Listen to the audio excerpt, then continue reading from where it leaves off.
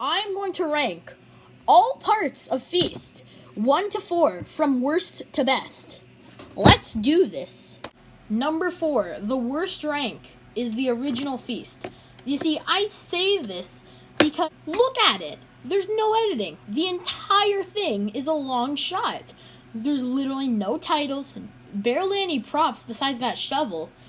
And they just say a bunch of stuff that isn't happening. That's literally the entire movie. Also, as a standalone film, the plot is just bad.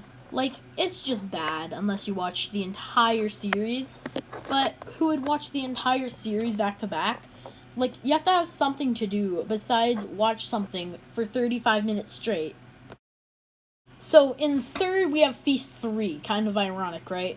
Anyways, so the reason Feast 3 is worse than Feast 2, despite the fact that there is editing and it is better, is just the fact that, the cam flips! They're so annoying!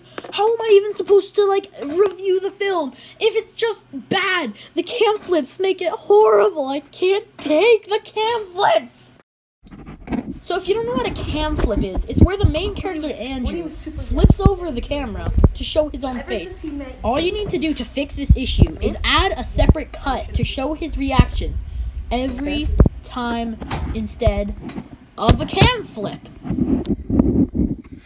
And that is why Feast 2 beats Feast 3. At number 2, the second best Feast movie is Feast 2. Feast 2 is what Feast 3 should have been. It should have been better than this. The editing is a little more raw in this one. All the transitions are fade transitions, or at least the majority of them. More importantly, it's just better. There's no annoying cam flips in this one. I definitely appreciate that. On number 1, the best Feast movie is Feast 4 Chronicles.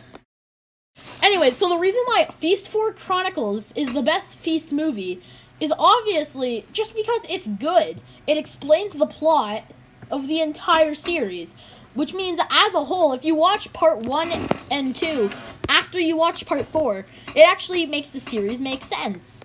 Another thing that makes this better is the tone. The tone of this movie is different than the rest of them. The rest of them are in this snowy environment, not scary, kind of lame. But this one actually feels like spring. It's better.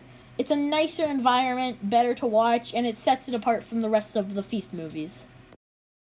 I hope you enjoyed my review on all the Feast movies in order from worst to best. Also, you might want to, subscribe to my channel if you want. I don't really care. Just.